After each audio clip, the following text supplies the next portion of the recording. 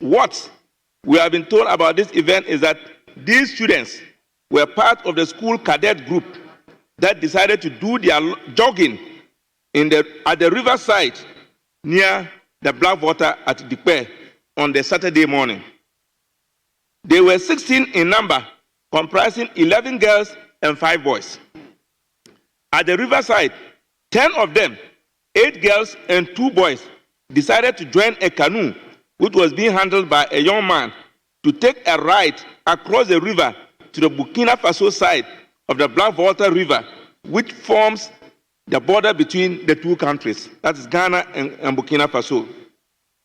In the course of the trip, water began to enter the boat. The students tried to evacuate the water, but more water entered into the canoe and it started sinking. They got frightened and decided to jump out of the canoe and swim out of the water. Unfortunately, not having been trained in swimming, they could not swim to safety. Their commander, who was outside the river, saw the predicament of his cadets and, being a trained swimmer, jumped into the river in an attempt to save the lives of his compatriots.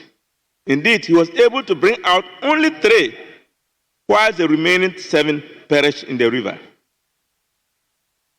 Mr. Speaker, my information is that out of those who died, 2 of them are from the Lawra constituency, 2 from the Dafiama Busie Isa constituency, 1 from Nandom, 1 from Wa, and the last one from Nadoli. The 3 who were rescued are responding to treatment and are currently living with the headmaster in his bungalow. Obviously, the decision of all the 10 students to join the canoe was one of poor judgment. I believe that if only about half of that number, or even less, had joined the canoe, we could have probably avoided this catastrophe. Let us always be guided by the saying that prevention is better than cure, by avoiding obvious dangers in our life. This disaster will certainly put avoidable stress on the school authorities, as well as a huge financial burden on the bereaved families. Mr. Speaker, I believe that what happened could have been avoided if there were life jackets available to the students. Unfortunately, there was none. I therefore wish to appeal to NADMO to take steps to provide life jackets for the Dikpe community and all other communities along the Black Water that use boats to commute, because that appears to be the only means of transport. This should not be allowed to happen again. Let us take preventive steps, including public education on safety and security. I further appeal to NADMO, the Regional Coordinating Council, and the Lawra Municipal Assembly to come to the aid of the Lawra Senior High School and the bereaved families by providing support to them in these trying moments. As a stopgap measure, I have decided to procure 10 life jackets as soon as possible to avert any future occurrence. Mr. Speaker, the time has come for us to rise above partisanship and political point scoring. The safety and development of our people must take precedence.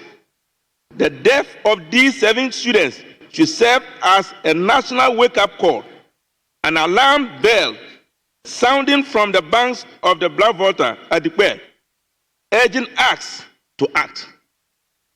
The former president, Nana Addo Akufo-Addo, in November 2020, came to Lawra to cut the sword for the construction of the Dikpe Bridge, a very laudable idea, but sadly, the project has not seen the light of day, whilst the site has turned into the habitats of rodents and the reptiles.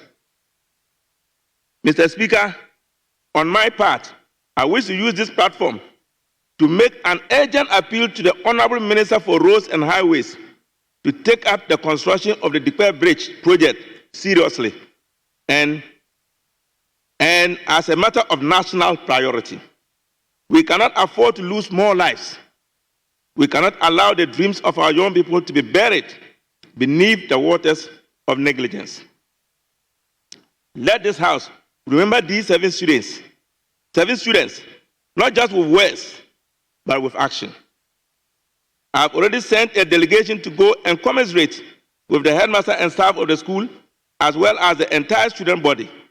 The delegation will also visit the bereaved families wherever possible to express our deep condolences to them. Again, Mr. Speaker, I extend my deepest condolences to the school and the entire bereaved families. May the gentle souls of the departed students rest in perfect peace, and may we, as leaders, rise to meet our responsibilities with courage and compassion. Thank you, Right Honorable Speaker, for the opportunity.